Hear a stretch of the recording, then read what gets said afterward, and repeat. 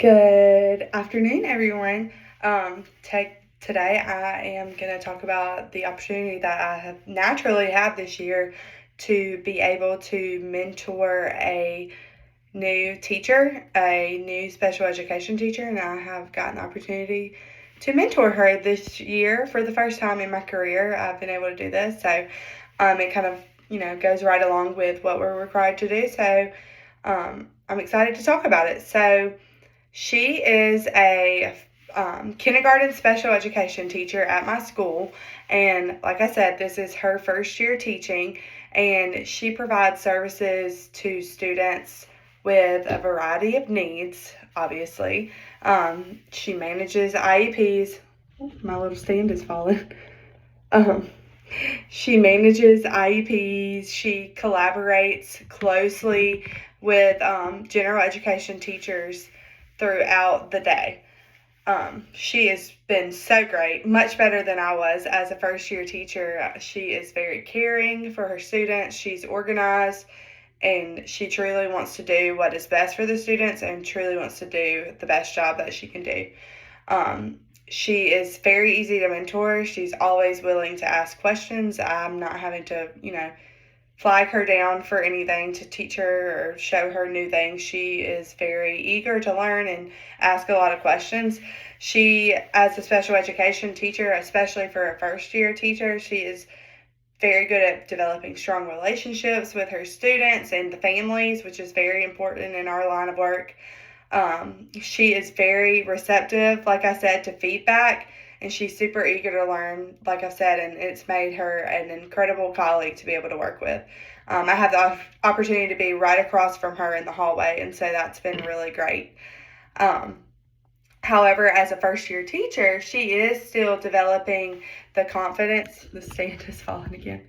She is still developing confidence in leading IEP meetings, which is totally understandable because I was too as a first year teacher, and navigating all of the responsibilities that come with being a case manager in charge of this paperwork and this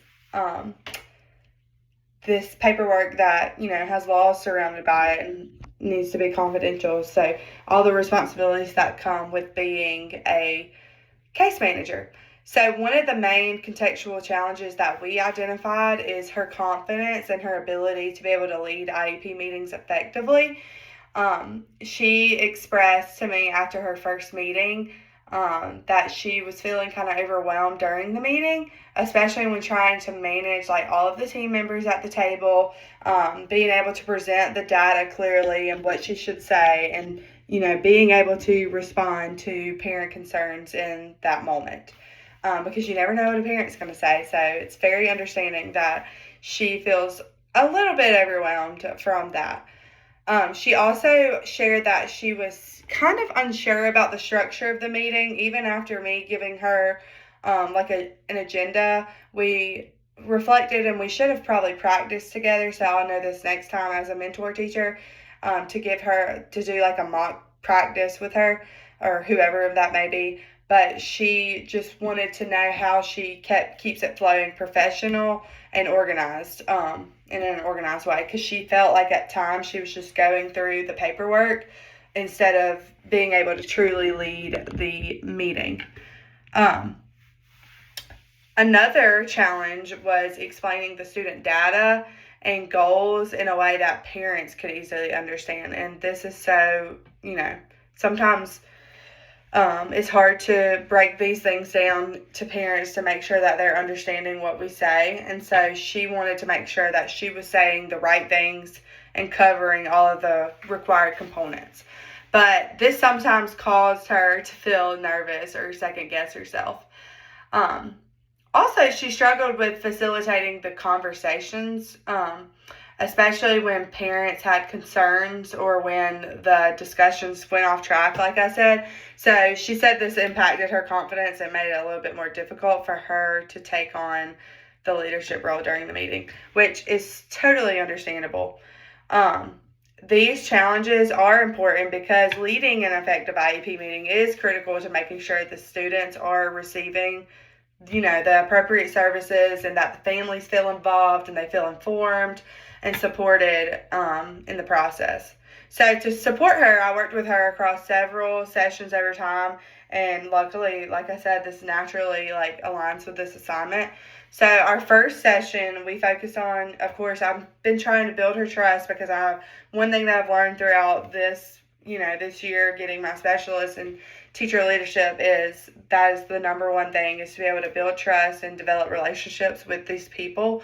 And so just listening to her and her experiences, she shared, like I said, how her previous meeting had gone and what made her feel most uncomfortable, which I really loved the honesty from her.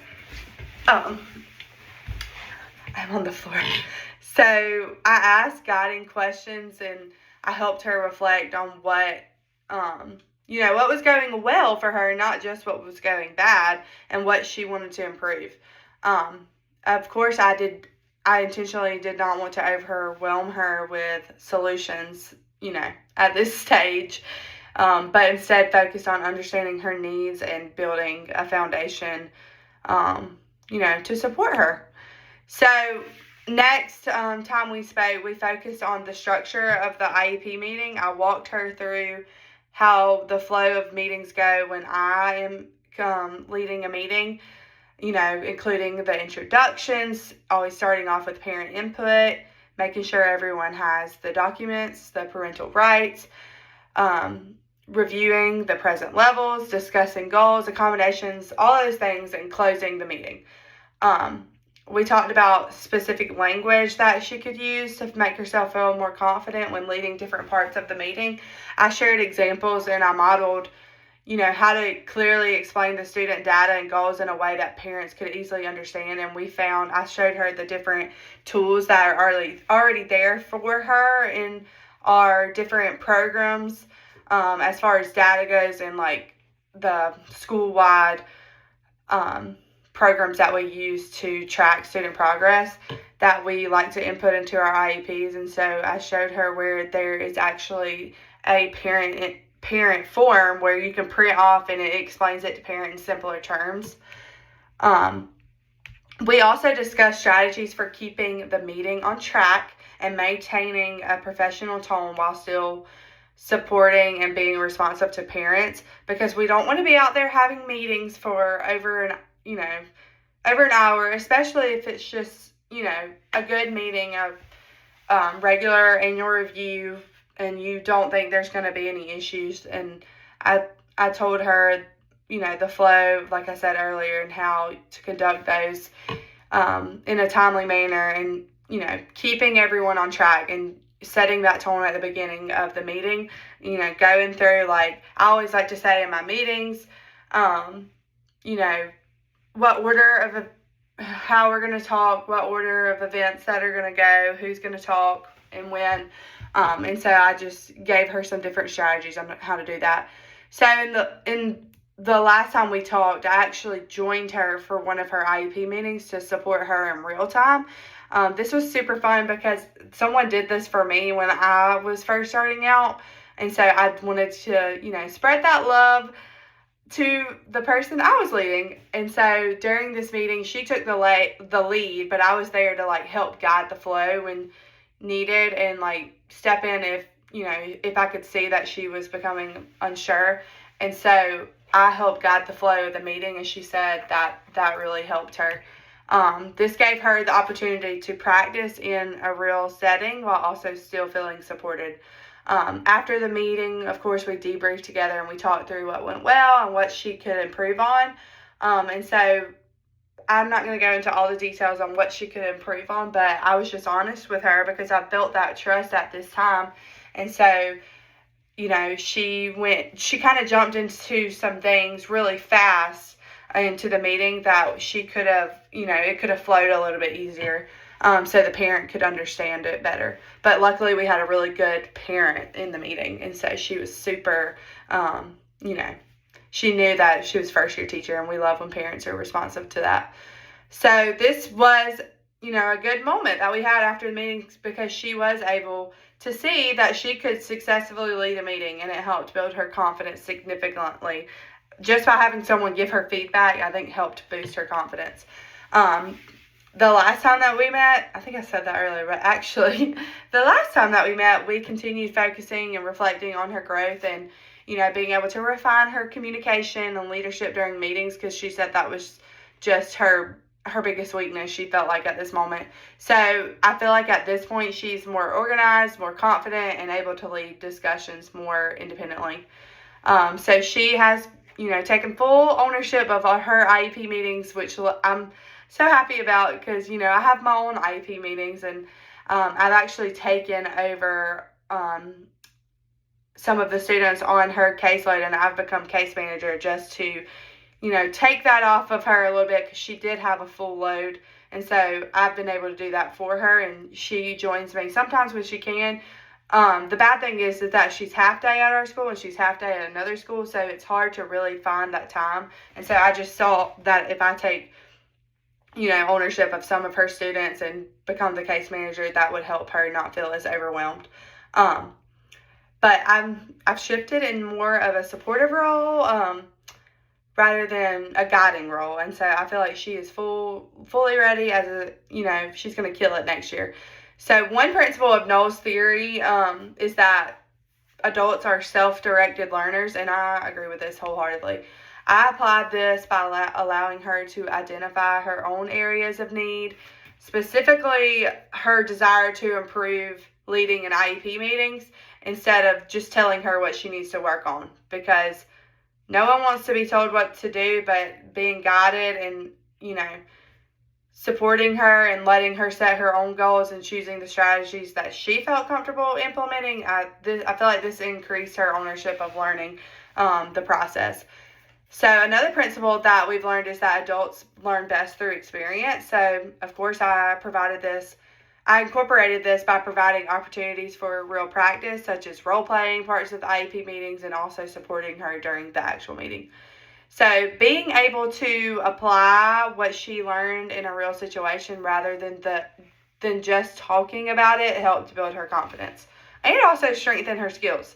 So overall, I've loved this experience. It's been super meaningful, and I feel like she has grown into like this woman from being a baby in just a year, and her confidence has grown and her ability to lead IEP meetings. She's got all the other stuff down pat, way better than I did as a first-year teacher. And so she is becoming more comfortable with facilitating discussions and clearly explaining the student information to families. So this not only benefits her as an educator, but also supports her stronger collaboration with team members, because that's what we're always doing as special ed teachers, and ensuring that her students are successful and receiving the most appropriate services and supports. And so I had a really good time doing this, which I was already naturally doing this, and so she actually now is applying to go somewhere else, not on any of our behalf or our fault. But because since she is half day at our school and another school, it is a lot for her. It's very overwhelming, and so she just wants to be somewhere all day, in which I totally get. But she has grown so much as an educator, and I have too, being able to help someone, because it's a simple task. It's not an easy task to, lead adults. And so I've grown in this area tremendously, of course, with the help of all the information I'm learning this year in my specialist. It's helped me so much in being able to lead her. So we had a great experience. So thank you so much for giving me the opportunity to be able to do this. I enjoyed it.